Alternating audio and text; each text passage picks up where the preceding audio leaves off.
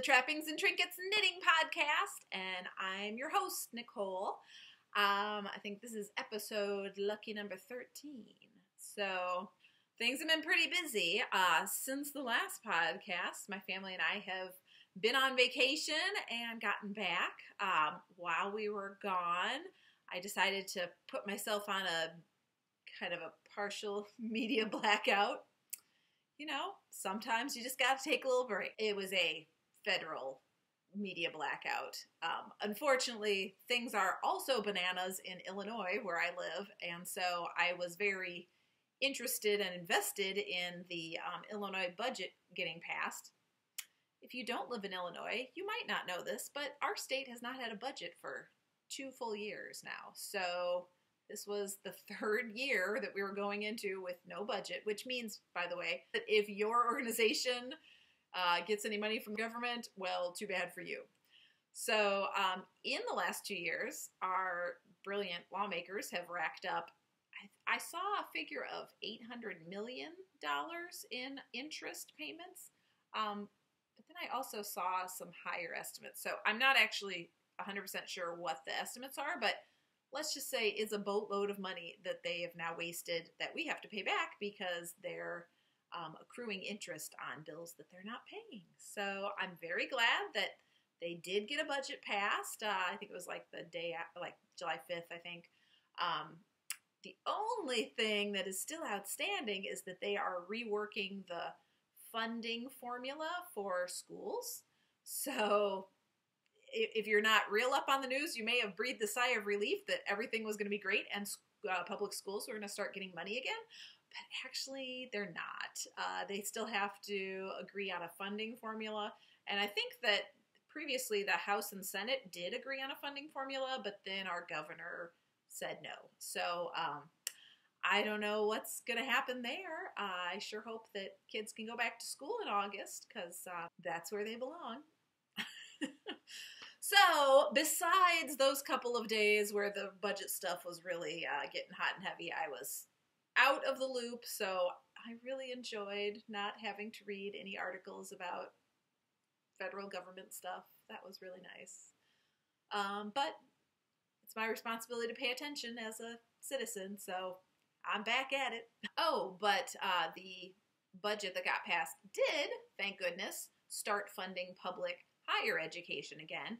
So I think I saw a headline either yesterday or today that the comptroller released like $500 million worth of payments to state universities, which is going to be very helpful because there were a lot of our state universities were in a really bad situation. So I'm glad to see that, and I hope that this is the dawn of a more cooperative era in Illinois government. All right, so we were in Siesta Key in Florida. It's on the Gulf side. It's a little key that if you go over a bridge, you're in Sarasota. So it's like an hour south of Tampa, if you know where any of those things are. It's a really nice. It's definitely an area for tourists. There's condos and hotels all over the place.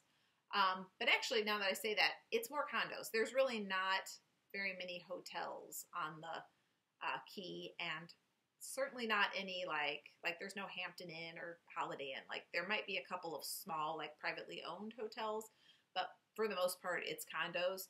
So you go on like TripAdvisor and find people who are willing to rent their condos out. So we really got lucky.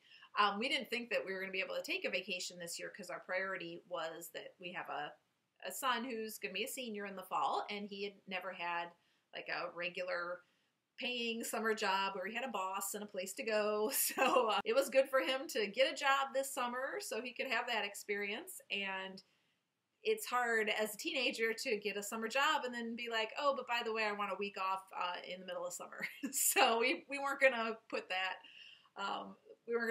out there as, oh yeah, we're taking a summer vacation. So we just said, no, this summer we're probably sticking around home. As it turned out, he happens to work a couple regular days a week, and one of those days happened to be the day that the 4th of July fell on. So I said, well, we might have like 6 days there where he doesn't have to work if the place is closed on the 4th. So I told him to go confirm that with his boss and to make sure he actually would have the 4th off. And I'm not really sure how that conversation went, but the boss was like, yeah, just take the whole week. So we had more than a week where he didn't have to be at work. So we actually got to leave the Midwest and head to the beach. So that was really nice. So what do you do in Siesta Key? Mostly you go to the beach. Sarasota does have some touristy things to do. That's the winter home of the Ringling Brothers Circus. So there's like a mansion and a museum, Ringling Brothers connection there. I know we have done some other things in Sarasota, but then it's an easy hour drive back up to Tampa. So that, like, they have a really great science museum there, like with exhibits that, hands-on exhibits. So we did that. This is the 3rd time we've been to this area because we really like it. So we've done a lot of stuff there. This time, I mean, my kids are 14 and almost 17, so they're not super into, they're kind of in an in-between spot. They're not doing the things that like little kids really want to do, but they also are not really enthusiastic about going to museums and that kind of thing. So honestly, I just wanted to lay on the beach for a week. So I was like, I don't care what we do as long as we spend lots of time on the beach. So I think we went, they do like going to those trampoline parks. So we went to one of those and we did some half days of shopping. And besides that, it was pretty much just going between the pool and the beach and the Publix grocery store to get the food to take to the beach. There's also a yarn shop in Sarasota that I love. Besides my local yarn shop, the Fiber Universe in Peoria, which will always have a special place in my heart, and really she has lots of really nice stuff. So if you ever come to Peoria, you should go to the Fiber Universe. But if I have to pick another favorite yarn shop that is not my local yarn shop, I would pick A Good Yarn. That's the place in Sarasota. It has a really nice selection. This time when I was looking around, this is the first year that I haven't had to cram yarn in my suitcase and sit on it to get it to zip up. This year I didn't go crazy. I was actually very surprised. I got to talking to a guy that I think it might be the owner's husband. And I think his name might be Murray because I heard someone else, I think, call him that. But anyway, what I do know is he is the guy that takes pictures for their Pearl Diver Club line of yarn. And what that is that he scuba dives and he takes pictures of coral, fish, octopus, whatever he sees under the ocean. And then they print pictures and they approach dyers, and those dyers they dye yarn that is only they only can sell it at A Good Yarn. So they have this whole wall of Pearl Diver colorways, and it's dyers you've heard of. I saw Lorna's Laces. They had some by Three Irish Girls. When I bought some, I want to say I think this is the first time that we visited there, and that would have been 6 years ago. So the yarn I bought was Madeline Tosh dyed it, and he did mention to me that they haven't been working with Madeline Tosh lately, so this is old, but it is, are they both pashmina? Yes. So I've got 2 skeins of pashmina, and as you can see, it's just a really nice tonal tropical blue. And he told me that this was maybe one of the very first, it might have been the first picture that they did, and they actually just took it right there in the Gulf of Mexico. A lot of the pictures they take now are all over the place. He told me the next place he was going was, I think, Indonesia. So he scuba dives all over the place and takes really cool pictures. And I like how they have it set up in the shop. They have the wall of yarn, and then all around the wall are the pictures in framed and displayed that the colorways are taken from. So it's kind of neat to see what sort of things he encountered on his scuba diving trips. So had to go to that yarn store. beyond that, we just kind of hung out at the beach. I was glad that we struck up a conversation with this maybe Murray guy, because we were asking him, we kind of wanted to go to a hibachi grill that, in the next day or two. And he told us, well, the best hibachi grill is this place called Daruma, and you should go there. So I'm glad we took his word for it, because we actually had a different one that we had picked out from the Yelp app, and that Daruma was good stuff. So if you're looking for a hibachi grill in Sarasota, I highly recommend that one. It got 4 thumbs up from our family, and one of us is kind of a picky eater, so it's good when all 4 of us liked it. At A Good Yarn, would you like to see what I bought there? I'm very excited about, I'm excited about all these purchases, but the first one is Kismet Fiberworks, and so the reason I bought this was because it was a blend that I hadn't worked with before. It's 50% baby camel and 50% silk, so it has this really nice shine of silk, and it has the real softness of baby camel. So I definitely have a project in mind for this. It's going to be a pair of World War gloves. I'll put it down here at the bottom so you know why I'm saying it that way. They're a pair of fingerless mitts, and I've made them before. It's a pattern that I wrote, but the sample that I made lives at my local yarn shop, and she sells patterns because people see them, so I don't want to take them back. But I do want a pair, so I have been kind of putting that off, and I definitely think I'll do those for this fall, because when we go to band invitationals for our kids' marching band, it's really nice to have something on your hands, and I often take pictures, so it would be nice to have something fingerless on my hands. So a really nice burnt orange color is what this is. It's called Smoked Paprika. So that's Kismet Fiberworks. And then this is a yarn that it's legendary. It is not readily available in the United States. There are not very many shops that carry it, and I'm pretty sure that A Good Yarn didn't used to carry it, because this is the first time I've noticed it there. These are 2 skeins of wool mice, and the nice thing about them is that they come in 600-gram hanks, so this is like a skein and a half. So, those shawls that you're like, this says 500 yards or 600 yards, but, that's not going to use 2 skeins. It's going to use about a skein and a half. So I don't know that these are both going to be shawls. They might not be, but that was definitely a big selling point. So this one is a really nice, it kind of looks like the sunset. Does it have maybe the name is Campari Orange? The labels are in German, so I'm doing the best I can. This one is definitely called Wasabi, and I think this is an MCN blend. 70% WO, that's probably wool, 20% WS, maybe we'll say that's cashmere, or it might be the nylon, and then 10% PA, so that's the other one. So this one's a little bit softer, and it's a really bright green wasabi kind of color, and this is just 100% wool.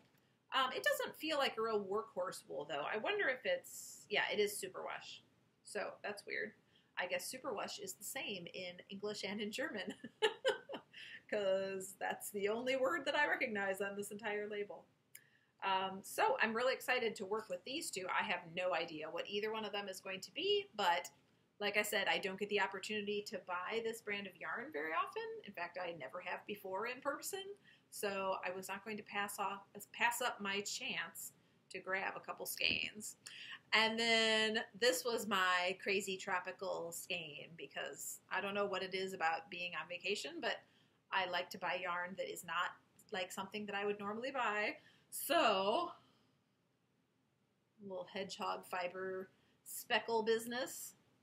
It's probably going to be socks, because I can't imagine what else it would be. But it is every bright neon-y color. And let's see, the colorway is called Hula Hoop. And this is just wool nylon sock yarn. So speaking of wool nylon sock yarn, well, actually, I'll do another finished object, and then I'll get to that. to be continued. When I got home, before I left for vacation, my goal was to get finished with my 10-stitch zigzag blanket, but I didn't, because I will show you what happened here. So I was working on the very last stripe, and I got to, let's say, here. It was like I had gotten into the last zag, like the zig and the zag, so I had gotten into the last turn, and I was about halfway through it, and I ran out of yarn. So I sent a picture of it to my yarn shop owner, and she was like, just make it an extra chevron, like a little extra. And for a moment, I thought, well, I could do that, and then I just have to take a bite out of like all the other corners. But then I decided, no, this yarn, Pacific, what was it?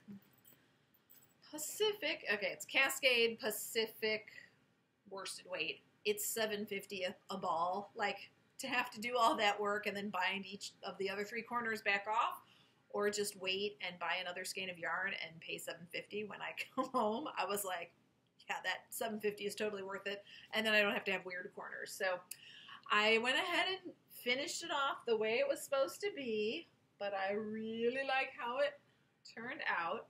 It's nice and big. I think 48, I think I measured it at some point. It was like 48 inches long and maybe 44-ish wide. But you can see it's like a nice dusty grayish teal, striped with the gray. It is not a difficult pattern.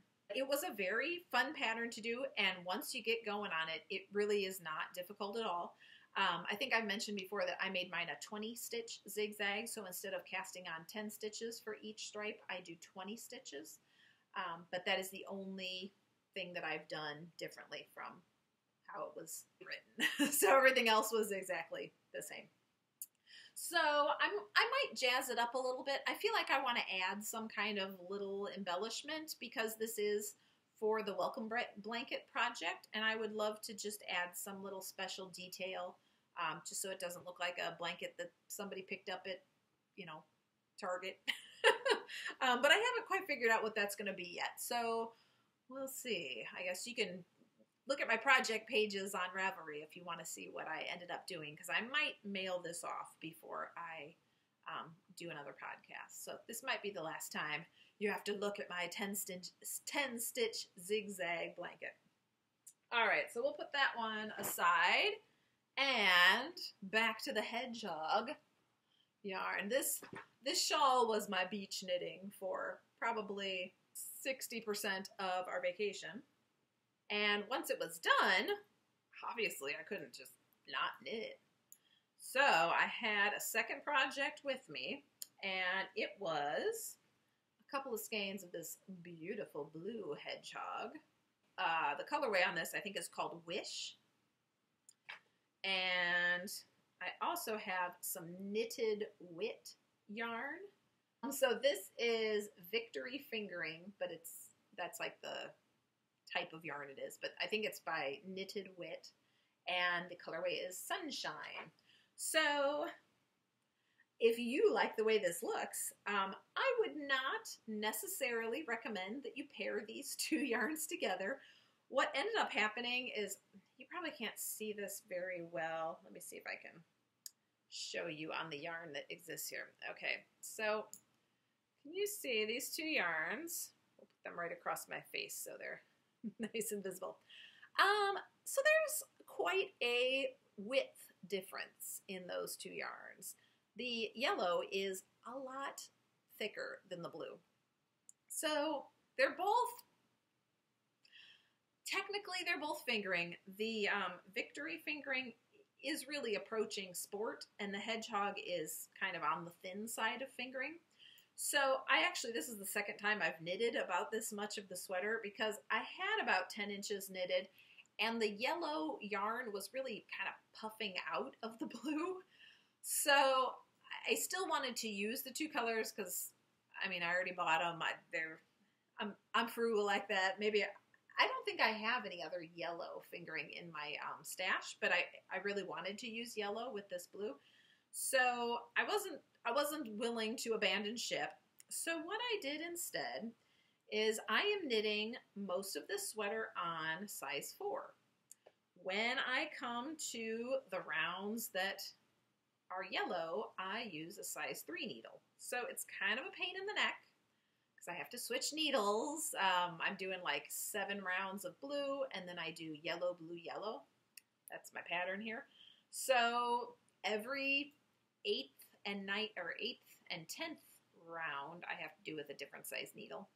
So it's not my favorite thing to do, but it's allowing me to use the thicker yarn, and it doesn't puff out.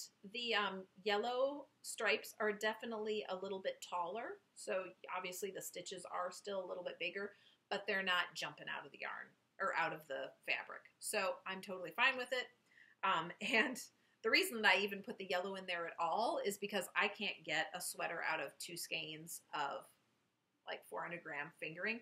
So I did need to get like another half skein, and the store I bought the hedgehog at is about a half hour away, and I just didn't have time to go there before we left for vacation. Sorry, my cat is making an appearance, or his tail is anyway. So I needed something that could go with it and just be a little bit more, adding a little bit more yarn to the pot there. So I think I'm going to be able to get a nice loose sweater with like 3/4 length sleeves out of about 2.5 skeins of yarn. So crossing my fingers. I'm actually not quite done with, let's see, here's my ball. This is the end of the first skein, so I still have a little bit left, and I'm already, maybe this is about 12 inches, so I'm about to my bust. So I think I'm going to be okay. So cross your fingers for me. Hopefully, I don't know, I should be quite a bit farther on this by next time I podcast, because right now that is the only project I'm working on, although I cannot wait to get started on my World War gloves. So what else? Oh, speaking of beach knitting, did I already say this? No, I didn't. Let's talk about this shawl. Isn't it pretty? So this is the Stormy Sky shawl. I've been practicing. Stormy Sky shawl by who is it? Vera Valmaki? No, that was the sweater. The sweater, I didn't say that. The sweater's name is Folded, if you're interested in doing that one. That one is by Vera Valmaki. This one is the Stormy Sky shawl, and the person that wrote the pattern, I think they just go by Life is Cozy on Ravelry. I don't think that they put their actual person name on the pattern there. So I'm very excited about this because it has tassels. Tassels. I'm excited about it because it's like fluorescent yellowish green. What is happening to me? I would never buy this color. I've never bought this color for anything that I would put on my body. But I'm loving it so much. So it's a very good summer color, right? Is this in? Am I stylish? Am I trendy? And it has these tassels that when you wrap it around, the tassels can just go in there in front. And I really like the pink stripe. I like the sample in the pattern, the way they have it just with a solid color. But I think that the stripe I kind of like that it gives a little extra visual interest as you're wrapping it around. It just makes it gives you something to grab your attention. So, isn't that pretty? So I just finished that about a week ago. I haven't actually had an occasion to wear it. I was going to wear it yesterday because I had on like a purple dress, and I thought, ooh, that yellowish shawl would really jazz this up, but I was cutting fabric for bags yesterday, and I was using my rotary cutter, and I could can't you just imagine, like, oh, you're wearing your new beautiful shawl, and you bend over the table, and then you like rotary cut your tassel. So I didn't want that to happen. That would be so bad. So I haven't gotten to wear it out of the house, because also you can't wear it in Florida. Well, first of all, it needed to be blocked. This was another, I I'm quickly starting to lose trust in my ability to judge the size of patterns because lately I've made a couple of shawls and I always, when I'm finishing them up, I'm like, oh, this shawl is so much smaller than I thought it would be. And then I block it and I'm like, oh my God, it's as big as my blocking table. My blocking table is 8 feet by 4 feet. So it's not like I have a small blocking table. It is huge. And these shawls, like, I mean, the wingspan on them is enormous. So trust me, like this drop stitch and mesh pattern here really opens up. So it looks huge, but you know, once you put it on and you got it all crinkled up around your neck, it's not that big. It's a perfect size shawl. And the Stormy Sky shawl pattern, super easy to read. Everything turned out exactly how it should. I can give that one my 100% stamp of approval. Beginner, whatever. Like anybody can get through that pattern. Just, you know, read the first line and do what they say, and then read the second line. That is the advice that my knitting guru gave me. I learned to knit, actually from Paula of Knitting Pipeline fame. She lives in my town. And I met her through a friend. If you listen to Knitting Pipeline, sometimes Sarah and Bronwyn are on, and I've known Sarah since she moved to this town. So let's see, about 15 years now. Here's the story of how I met Sarah. So this will be a little trivia for Knitting Pipeline fans. So I have a friend of my family. I did not grow up in the town that we live. We live near Peoria, Illinois now. None of us, actually, of the three of us, me, Sarah, and Paula, none of us grew up here. But in the town that I grew up in, which is like south of Chicago, I had my mom had a friend who had a daughter my age. We lived a couple towns over, so we didn't go to school together. I didn't really know her daughter very well, but like, you know, every once in a while we would see each other because our families would be somewhere socially. So I kind of knew who they were. And at some point, let's see, I've lived in this town for 19 years now. Yeah, 19 years. And so I guess it would have been about 4 years after I moved here. And I had a little boy at this time. My mom called me up one day and she's like, hey, so this woman I'm talking about, her friend, her daughter has a friend who's moving to your town. She has a boy who's about 6 months younger than your son, and you should, you know, call her up, say hi, get together, whatever. So I was like, okay, that sounds nice. I'd like to meet other people that have kids that are my kid's age. So I called her. I think I must have gotten her phone number kind of through this grapevine. So I called her up. We talked on the phone for a little while, and I think we even said, like, yeah, we should get together sometime soon. But then, very shortly, like the next day or a couple days later, I was at the post office, and I saw this woman with a little boy in front of me in line at the post office. And I thought to myself, well, I've never seen this woman before. We live in a fairly small town. I wonder if, like, wouldn't that be crazy if it's the person if it was Sarah, the person I was talking to on the phone. And, but I didn't say anything because that's weird to just ask random people in the post office if your name is Sarah. But I think I must have gotten done with my post office stuff, you know, very shortly after she did, because she was still kind of walking out to her car when I left the post office. And as I walked by the car, I saw that her car had license plates from the state that I knew Sarah had moved from.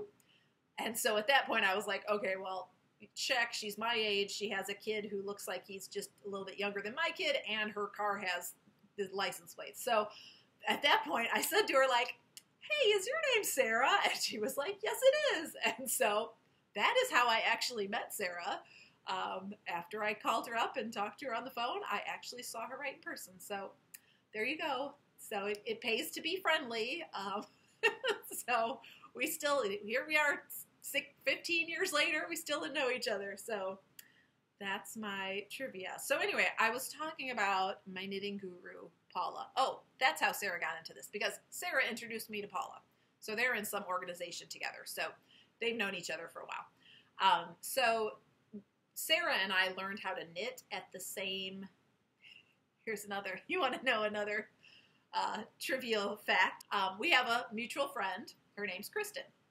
Kristen, one day, we all knew each other because we were in a play group. When our kids were little, we would get together every week and let the kids play, and the moms would have time to talk to adults, which was really nice. If you have little kids, you got to organize a play group. Seriously, just find some people, some parents. We had a dad in our play group for a while. Anybody who's in the area that has kids your own age that don't seem like jerks, invite them to join your play group.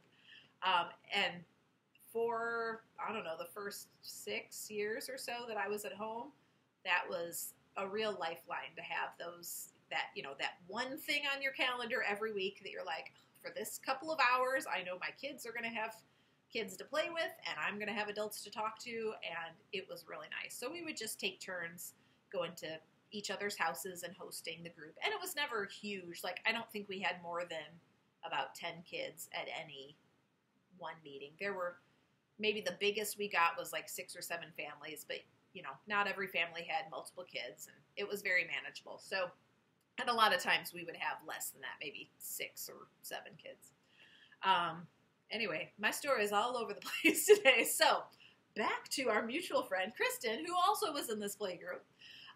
One day, I think at play group, she had mentioned that she was knitting some mama bears. Have you heard of this charity project? I believe that they go to a charity in Africa, and I'm pretty sure that the bears are given to children who have lost parents from AIDS.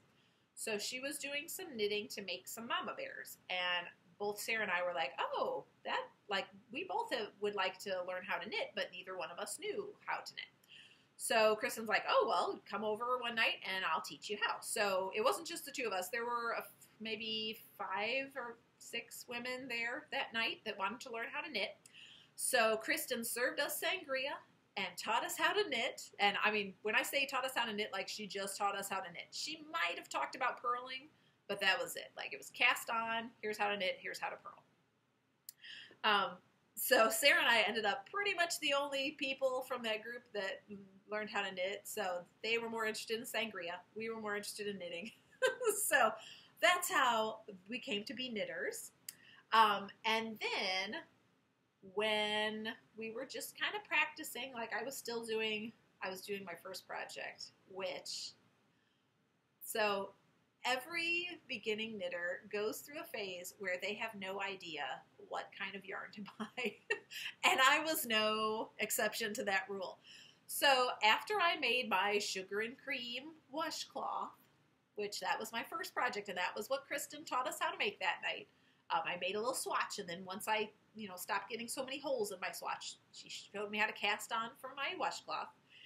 And then I thought for my next project, all I knew how to knit was flat things.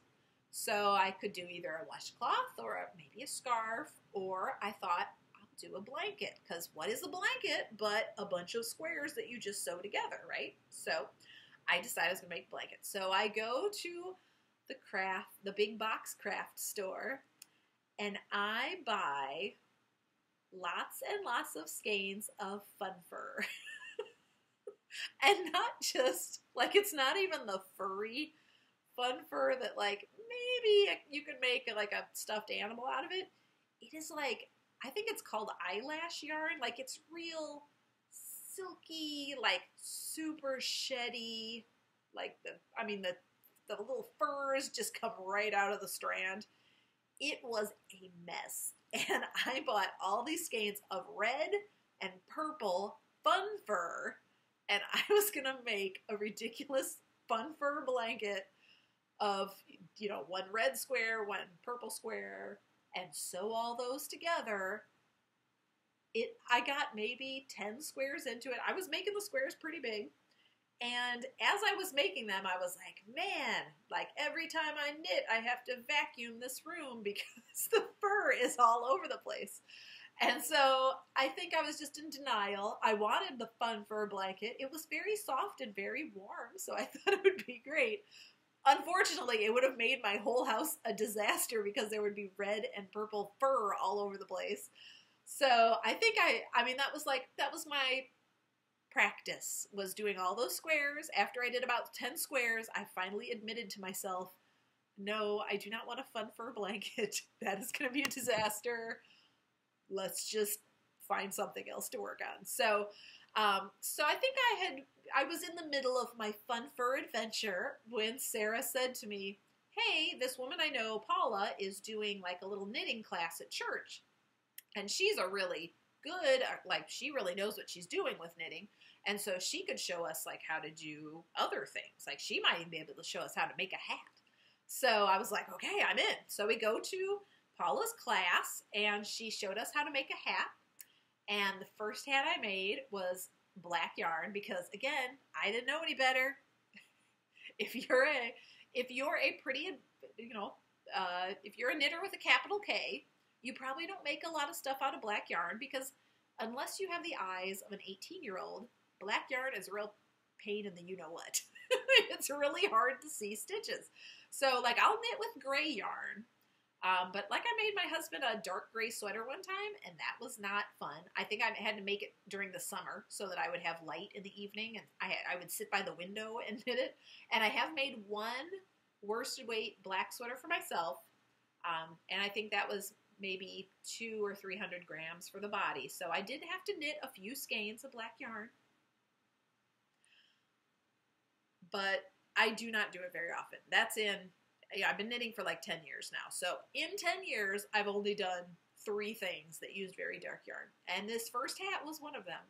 And I cast on this hat that was like, it was large. Well, this one actually, like it was a little bit large for me.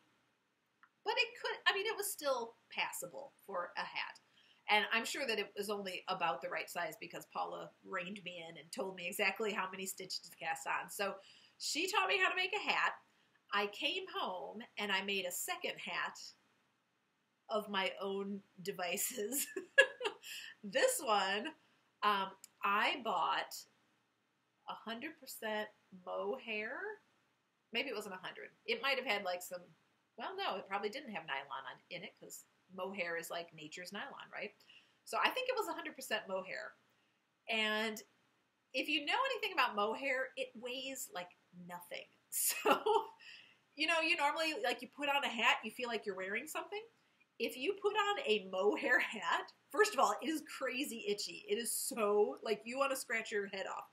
So, don't ever make a mohair hat. I'm telling you right now, take it from a knitter that knows you don't put mohair in places that are going to touch sensitive areas like your forehead. But the other problem was I made it so big that, like, you want negative ease with your hats, and this hat had no negative ease. It had probably a few inches of positive ease. So I would put this hat on, and I was so determined. This was my first project I had done really by myself, and I was so determined that it was going to be something that I was going to use that I wore this thing a couple times.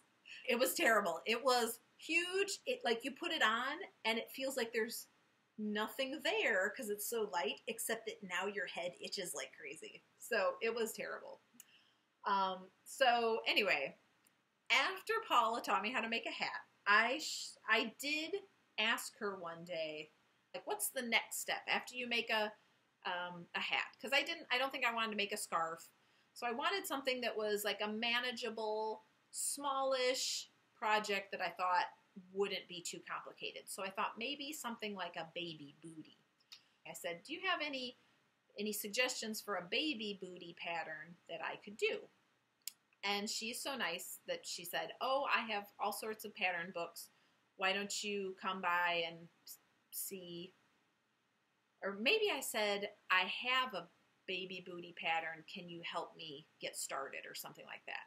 Because I don't actually remember looking through her books. So I think I showed up at her house with a baby booty pattern, and I said, I feel like this looks like it's not going to be a real complicated project, but I've never done a pattern before, and I don't know if I'm ready for that. Like, you've seen me knit a hat. Does that mean that I'm ready to do a pattern? And she said, oh yeah, just do a pattern. Here's the thing about patterns. This was her advice, and I've said this to a lot of people since because this is really good advice. When you look at a pattern, all you have to worry about is step 1. So cast on this many stitches. Okay, great, do that. Now, what's the next step? Knit the first row, whatever you have to do. Just look at the next step. It is great from the perspective of someone that writes patterns. Yes, you absolutely should read through a pattern before you start. That might help kind of give you an idea of what is going to happen down the line. It'll let you know if there's any kind of, not tricks, but like little bumps in the road that might come up. But when you're actually working on that pattern, don't worry what's coming 3 pages later. Just worry about what am I supposed to be doing right now? Just the sentence that's in front of you. And then after that sentence, do the next sentence. That is really all a pattern is. So if you're a beginning knitter who has been a little nervous and thinking maybe I'm not ready for it, just do the first thing. Cast on. Then do the second thing. Do the third thing. And before you know it, you're going to be halfway through that pattern and you're going to be like, oh, this really is not that complicated. So that is my knitting guru's sage advice that I like to pass on because it's really good advice. I'm not sure why I keep showing you this because it's so pretty and I like to look at it in the reflection of the camera. In my downtime, well, I think I've already talked about The Handmaid's Tale, but I was going to tell you, well, first of all, if you're not watching it, I don't know why, because you're totally missing out. The Emmy nominations came out this week, and I think they are nominated for 13 Emmys. So, yeah, it's a good show. And the best, let's see, the actresses that got nominated were Elizabeth Moss, so the main character, Moira, the woman that plays Moira, the woman, Alexis Bledel, that plays Of Glen, and also the woman that plays Aunt Lydia. So 4 nominations for the actresses, and they got a whole host of other nominations too. So seriously, you should be watching The Handmaid's Tale on Hulu. And they also got renewed for a 2nd season, so I'm really looking forward to that. In other Handmaid's Tale news, my husband, who had never read the book, I watched the show in its entirety by myself. And while I was watching it, I was like, Mr. Trappings and Trinkets, you really got to watch this. This show is really good. This is one of my favorite books. You have got to watch this show. So he didn't get around to watching it till I was done. So I was like, I'll just watch it again with you because it was so good the first time. So we watched it in its entirety. And I think when I talked about it on the podcast, I was saying like, it's not necessarily a show that you want to binge. Like it's hard to watch lots and lots of episodes in a row. But we did watch, I think we watched all 10 episodes in like 3 or 4 nights. So we did watch it real fast. And then he decided that was going to be his vacation book. So he wanted to see how closely it adhered to the book. And because I hadn't read the book since I was probably in my 20s, I definitely knew that they were taking Margaret Atwood's world and the same characters that were in the book are also in the show. But I didn't think that they were adhering 100% to the story. Like, I felt like there were things in the TV show that I did not remember happening in the book. I was glad that Jason went ahead and read that because as he was reading it, he was like, oh, here's this scene. Here's what's going on now. And so he confirmed for me that it does adhere pretty closely to the book. Like most of the stuff that happens in the book also happened in the show, but then there were extra things that happened in the show. Like the whole thing about the Mexican delegation coming, that never happened in the book. And, oh, that was the other thing. The other thing that did not happen in the book was the stuff, I don't want to spoil it if you haven't watched the show, but there is some stuff late in the first season about Canada, and that stuff does not happen in the book. So, and the reason is because the book is told 100% from the perspective of Offred, the main character. So the stuff about Canada in the TV show, obviously she would not necessarily know anything about that. So that's why that can't be in the book. But the first season of the show ends the same way the book does. And since they are renewed for a second season, both me and my husband are really excited to see what will happen next, because they're out of material that was in the book.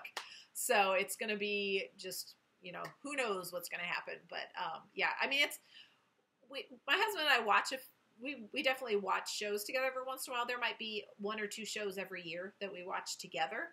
And I can't remember another show that we will like just get into conversations about, not while we're watching it, but long after the fact. Like last night we were talking about it really late at night. We were just talking about like what are the possibilities for season 2. So it is an excellent show.